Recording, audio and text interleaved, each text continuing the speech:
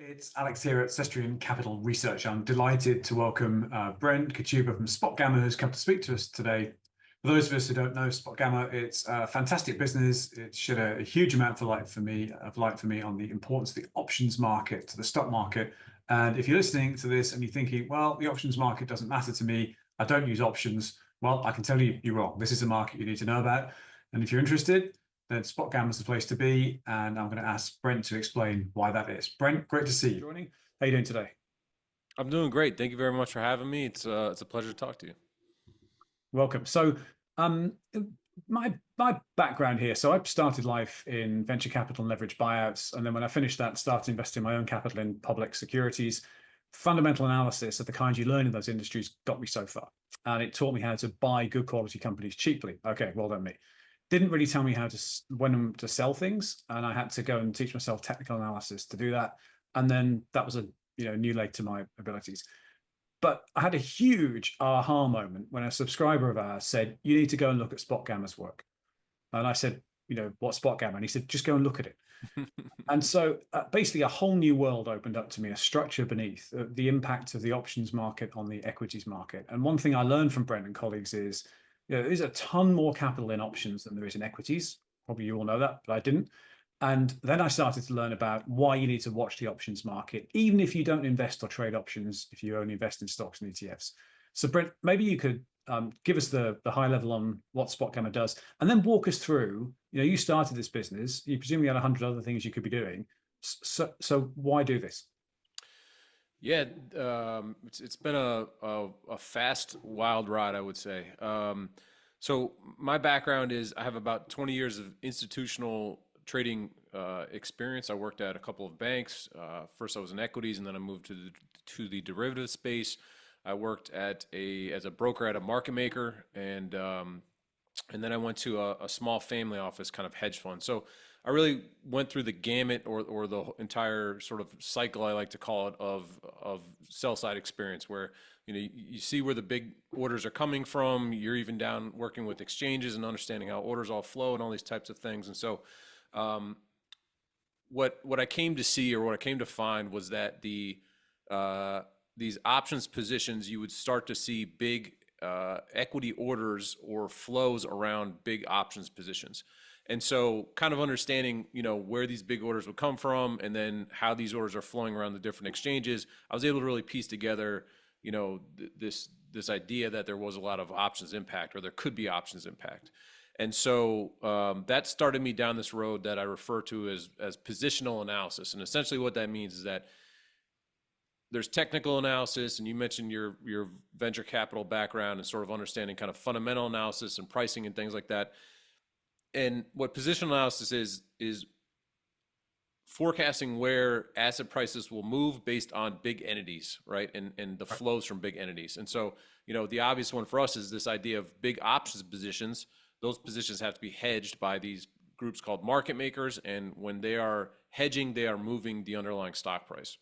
Right. You could also think of it as, hey, there's a margin call, for example, if you remember the GameStop days, or there's, this stock is getting added to the S&P 500, so people front run that or whatever. So there's a bunch of different sort of aspects to this, but that's kind of that was kind of the idea. And when I worked for the family office, I really saw this on a day-to-day basis. The family office that I was working for traded just S&P options. And so every single day, I'm like literally typing in these positions into spreadsheets, because this is like 2015, around that kind of time frame. And so I'm really tracking all these positions in and out, and that's where I saw this is where the pedal meets the metal. When you focus every day on just a certain thing, like the S&P 500, and you see every single thing day in day out, it's my job to track these positions. Then I start to see the light. And so I started with the background and moved into what SpotGamma does. SpotGamma looks at the positions in the options market, in the U.S. options market, and we forecast, how we think this is going to impact the underlying. And so I write daily notes about that. We have a bunch of data tools on our website, and so that's the brunt of what we do. And we've been doing it for 5 years now, almost exactly mid-January was 5 years, and what I would say about it is the options market continues to grow in size. It's really incredible. It's just astronomical growth. those position sizes are getting bigger. As you mentioned, people are getting a little more sophisticated in Yeah. their use, but the bottom line for us is that continues to help options grow, right? And I've been a big beneficiary of rising tide lift all boats, right? So that growth in options volume has really helped us in our analysis, but also I think it makes options more important uh, as a tool. So I Yeah. know I've said a lot there, Alex, and I'm I sure know that's there's good. more No, cheers. questions inside of that. Yeah, no. So one of the big moments for me when I started watching your stuff was you'd explain that, you helped explain why the market reversed so hard in March of 2020. So the conventional view, which I shared, was, well, there's a flood of federal liquidity, right? And so lots of people understand liquidity, so, government debt works its way into private sector surplus. When liquidity comes into the economy, okay, some of it gets spent on food, sure, but a lot of it ends up in risk assets. Mm-hmm. So basically, if you print money, then a lot of that ends up in stocks, bonds, and up they go.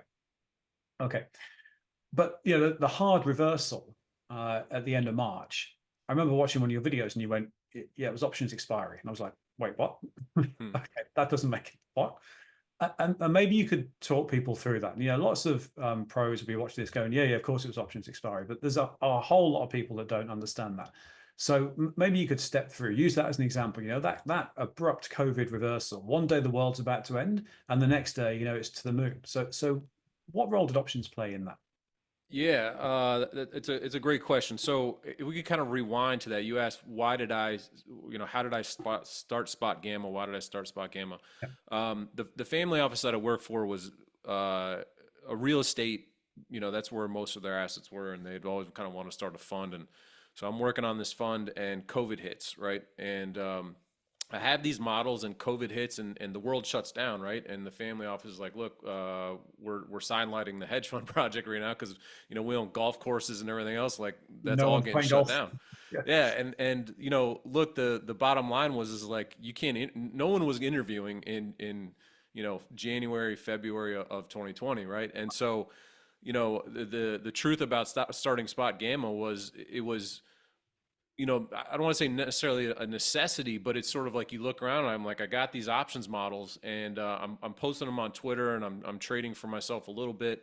The truth is I didn't have enough money to start a hedge fund of my own, right, at that moment.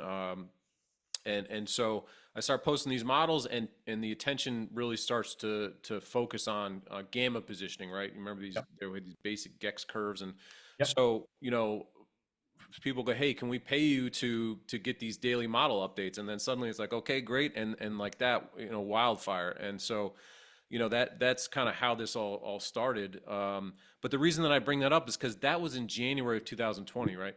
And so we're Yeah. looking at this gamma positioning, and you had mentioned options expiration, right? And if you remember, it was the weirdest thing because you would see these videos of China, right? And people looked like they were just dropping dead in the streets, and then in we're getting these like like live updates of which planes are coming from China and coming to the United States, and like everyone's like, what is going on? Like, this is really scary. But the stock market was at all-time highs, right? Or rate it wasn't moving. That's right. And so, when you're looking at this gamma position, and you're like, this setup is a setup where the options market suppresses volatility, right? It's just is not and you're kind of like, this is in the face of this COVID stuff. It doesn't make sense, right? But you fast forward to January or to February, right? And the market's here, and you're all going, this doesn't make sense. Like the market should be reacting to this. It's not. And then Yeah, all of a sudden, February options expiration hits. The Monday after February options expiration hits, the market tanks, yeah. and it does not stop going down until the third Friday of March, which is March. March Exactly. 2020. And you March can close. you pull up the charts and you can look at it. Yeah. And what was interesting about this positioning is that the idea here is that when you lose at expiration, you lose all these positions that suppress volatility, right? Then there's nothing there to support the market anymore, right? In that aspect. So it's like volatility is allowed to express itself. Right. And so you look back a little bit further. If you go to late November of 2019, Ray Dalio, who is head of Bridgewater, biggest hedge fund in the world, right, made the news a bunch for these giant put positions that he bought. I think it was over 100,000 contracts of S&P 500 put positions. Where were those expiring? March of 2020. Yep. And he made the news because they're like, "Whoa, what are you doing? Betting against America?" And he's like, "No, I'm hedging Mm. my book or whatever." And Yep. I believe. I mean, why do I think you should doubt that? But the point from my perspective is, you could see this is the guy right in the paper saying, "I bought these massive put positions, and they're big enough to make the news." So suddenly people go, "Oh my gosh, look at the timing, Feb OPEX to March OPEX, and this escape velocity down." And you can see that there was indeed these people like Bridgewater buying 100,000. That's a massive, massive Right. order. Right. And as soon as those positions expire, you can time it to the Monday after March expiration, the market starts to rip. Yes, you And can. I think a lot of that volatility on the recovery is driven by the fact that there's these giant put positions that expire. And so the theory is there that if dealers were selling futures to maintain hedges into that March expiration, Bridgewater's puts and other groups' puts expire, they go away, and then the dealers and market makers got to buy all those futures back, and then the market just kind of like rips higher. And Yep. so, the point with all this is that it's not that the options market was controlling the fact that the market was going to go down. It's just that when the kind of vector of the equity market said we're going to start selling, the speed and velocity at which that selling Right. takes place is totally accelerated because of these big options positions, right? Right. And so, that was the thing. It wasn't that the positions in Feb and March caused the crash. I mean, Yep. COVID was the reason Yep. and all this, Yep. but the fact that the magnitude of that selling was so strong and the recovery is so strong, I think, is a large part of the options positions. Yeah, the way I think about that recovery in March was you get the dealer re-hedging flows as a catalyst that starts moving futures and the equities ETFs up, and then this flood of liquidity arrives, and people notice and go, "Well, market's going up, quickly, Hmm. so I'm going to pile in," and then Hmm. momentum begets momentum, right? Hmm. Um, so that's that's the sharpest example I've seen of where if you follow SpotGamma's work in this, again, it's just you just have a level of insight that's not available through any sort of technical analysis, any sort of fundamental analysis. And again, even if you don't trade options, you can do very, very well with futures or with equities, but by watching this work, by, as you said, being aware of those positions and having an educated guess as to, well, how are dealers positioned? What will the re-hedging flows look like, and when will they start and when will they stop? Right? Yeah, if I could on this topic, this idea has come up recently in terms of watching the options market to help explain a lot of movement.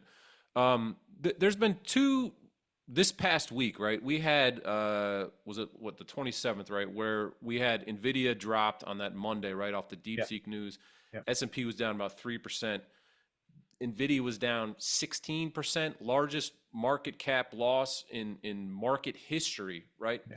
And this idea started to come up that if the stock market didn't crash, I'm curious on your opinion of this. If Nvidia was down 2%, S&P was down 50 bips, would anybody have been talking about DeepSeek? Would anybody have cared, right? But when the Nvidia goes down 16, 17%, people go, "Oh my gosh, this DeepSeek news, like, you Right. know, we need to shift everything we think That's about." right.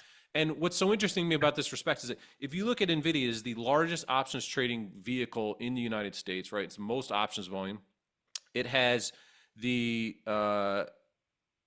so it has massive options positions. Options positions equate to volatility.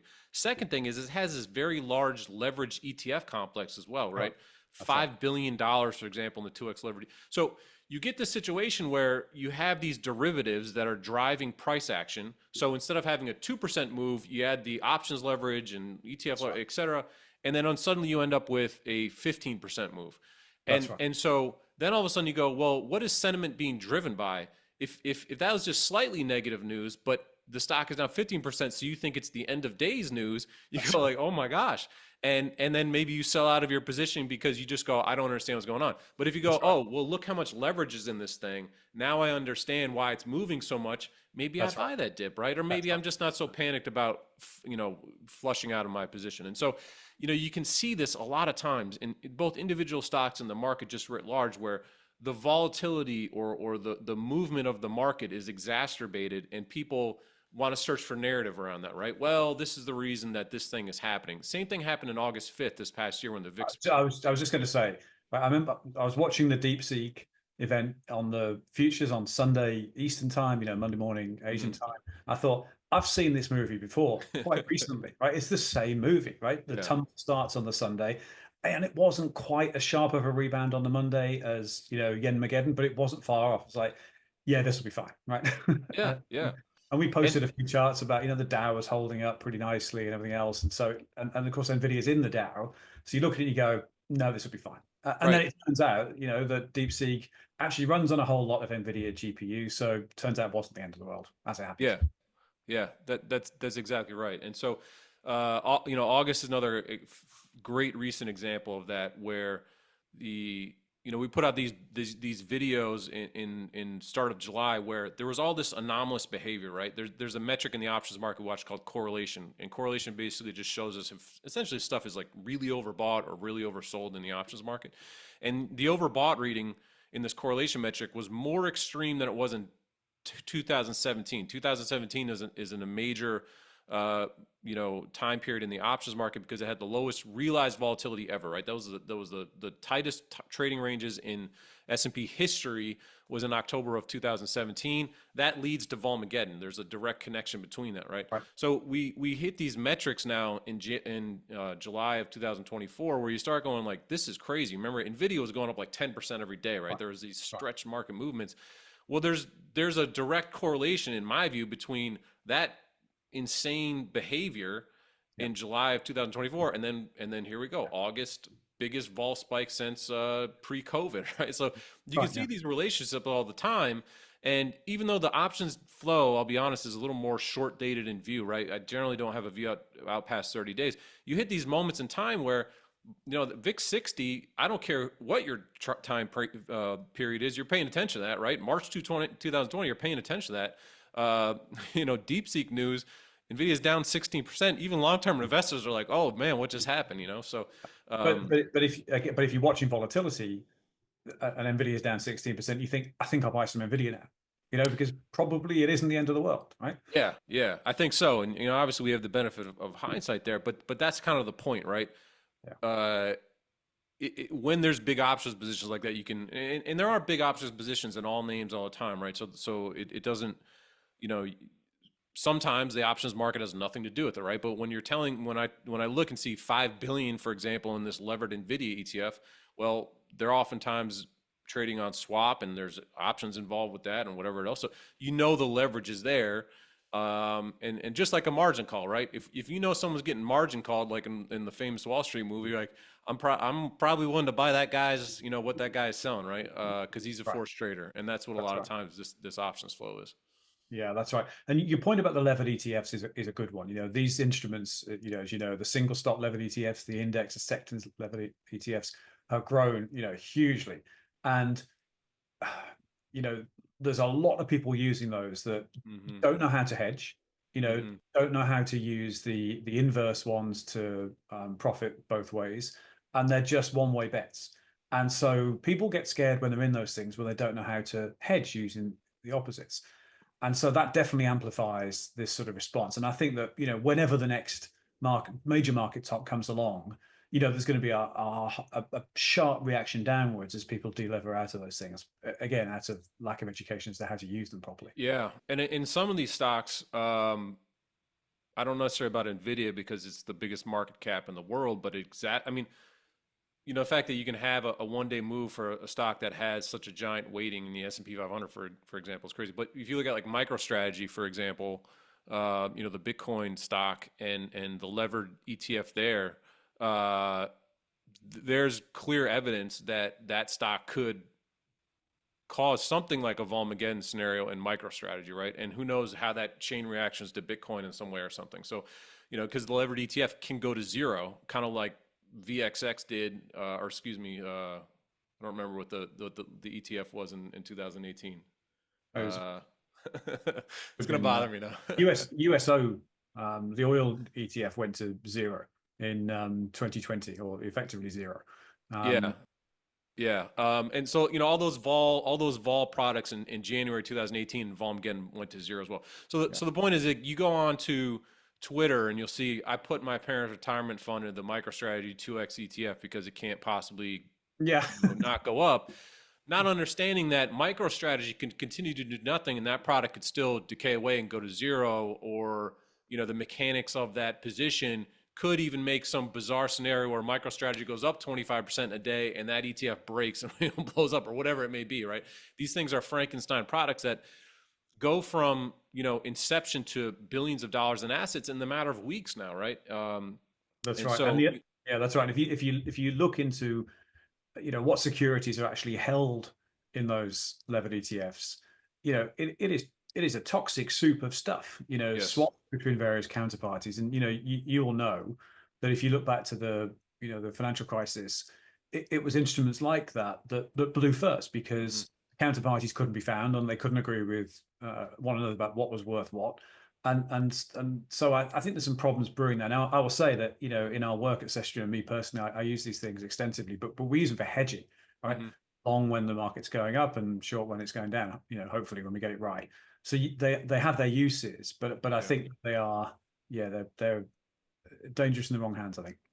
Let me ask you a question, Brett, which is, I think it's fair to say that largely as a result of your work in the last 3 years, that the knowledge of options impact, hedging flows impact on equities across the market has increased. And again, Hmm. I think it's down to you guys. So that's great. But on the other hand, your success means you've got a much more educated audience now. So what do you do to keep ahead? How do you keep raising the bar on the work you do, keep delivering more value for your subscribers? How do you do that? It's a great question. You definitely see more people talking about these things, and so that's great, right? There's more focus on the industry. There's more growth on the industry, and there's a couple of things about this. Number one, there's a lot of evolution here. So zero DTE, which a lot of people are probably tired of hearing about, but it's 50 to 55% of the S&P 500 order flow now, and there are really big trades that now fire in every day around those positions. Um, so that has changed some of the third Friday of the month, kind of the monthly option expiration dynamics. So things are constantly changing, and the way that we used to look at the market, for example, those monthly gamma curves were so dominant, and OPEX cycle was every third Friday. You could set your watch to it. Those dynamics change. Number two is we're able to invest a lot more on the platform now. We've been fortunate to have a lot of growth. So we have a much bigger engineering team. The data tools that we're able to offer are much better. And the whole kind of market data ecosystem continues to grow. So the exchanges make a ton of money off of selling data. The data is extremely expensive. And so, we're able to kind of, keep up with that, right? Because the costs are really crazy. I mean, we spend kind of mid five figures in data now, which is crazy, every month. Yeah. And you need better engineers for that, and better applications and all these kinds of things. And so, we're almost building something like a market making infrastructure at this point. It's really pretty wild. So those things are helping a lot. The data tools, people are more interested now watching that data update in real time and things like that. So that's the biggest part, is just the technology cycle is really just keeps speeding up, keeps getting bigger, and um, and Yeah, I that's a remember lot a of couple it. of years ago you saying, "Oh, we're going to be a software company soon." That's, Yeah, I yeah, guess, I guess you're there now. yeah, and that's kind of a lot of what it is. And so, there's always new trades to talk about. There's always new things you can find. So as an analyst, I'm trying to make sure I'm on top of the latest dynamics, and making sure that we're kind of at the forefront of what's interesting, and so that keeps evolving. But you do have to keep advancing, right? And the more people become aware of a flow, that flow changes, and that's just kind of the That's right. part of that is just being a trader, right? The things that work, the strategy you have that worked so well for so long, other people figure it out, and the flow kind of gets washed out, right? The idea kind of gets washed out. That's right. I'll give you an example of that now. There's this zero DTE trader. We've been calling him Captain Condor. Could be a girl. Uh, this person comes in and puts in this big 0 DT iron condor, right? 3, 4, 5, as big as 30,000 contracts on this position. You can watch the S&P 500 move directly to that position like clockwork every single day, right? So we have these tools that map that out, but it starts to get interesting, right? Because this person, when they lose, they seem to double down the next day. So that's how you start getting 30,000 S&P contracts on a 0 DT basis. This is this massive options order flow, that we've been talking about every single day. And kind of like our previous conversation, this guy's probably going to get to be, who knows, 100,000 at some point because he keeps doubling down. It's kind of this martingale strategy. And then suddenly you're going to see Jim Cramer and all these other people talking about how this, Iron Condor did something to the market, right? And then that trade will go away and we'll have to start talking about something new. So, like anybody else, like yourself, you got to keep developing new strategies. And as we get better data tools and more people to help us out over here, I think we get better at what we do. And That's great. Yeah, grow or die, really. That's kind of the mantra. So, Brent, I have one last question for you, which is if someone's watching this and they're completely new to this world and they listen, they think, okay, this is some stuff I need to know about. This can help me. How do they get started with SpotGamma? What's the on ramp if you understand stocks and things, but options are really new to you and you want to get smart? Where do you start?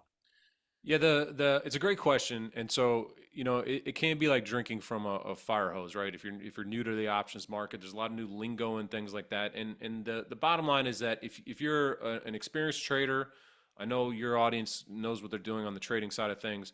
So there's a little bit of a new language around the options flows and things like that. But the bottom line is everything that we talk about boils down to levels, so like support and resistance and volatility, right? And there's different support and resistance time frames, and there's different volatility time frames, just like with trading in general. And if you could just kind of grasp that, right? Where is the options market showing me support and resistance? Where is the options market set to kind of invoke volatility or push volatility versus real volatility in, right? If you can just look at it through those two lenses, then I think that's really the bulk of it, right? We were joking around the other day with somebody saying, like, this sauce is really good, right? I eat the sauce, I like the sauce, that's all I need to know. But if I really get into it, then I want to know, like, how, what's the ingredients here, like the peppers and all this other stuff, right? So it's the same thing. Look at this, like, okay, great. The support and resistance and the volatility forecasting is amazing. And as I start to become a believer, I want to know about, okay, how does this hedging flow work? What are these different concepts like Van and Charm and how do they work, right? And so, you can start to sort of take advantage of the levels and the volatility forecasting, and then as you get more comfortable with it and see the proof is in the pudding, to keep another food analogy here, then you can kind of dig into how the sausage is made. That's great. 3 food analogies in 60 seconds. That's terrific. Okay, so folks, spotgamma.com. If you want to learn more, Brent and his team do an absolutely fantastic job. So it's been a real eye opener for me and a big help in my investing and trading. So Brent, thanks so much for talking to us today. Really appreciate it and wish you all the best for the future. We'll speak soon. Yeah, and thank you so much. If you permit me, we have a link to share, spotgamma.com/Valentine, no E on the end, just Valentine. You get 50% off your first month. So allow me to throw that across if I can. Really appreciate we'll put that on the link below this video as well in the comments. That'd be great. Thanks so much. And I appreciate the time. It was a really fun conversation. That's great. Thanks, Brent. See you soon.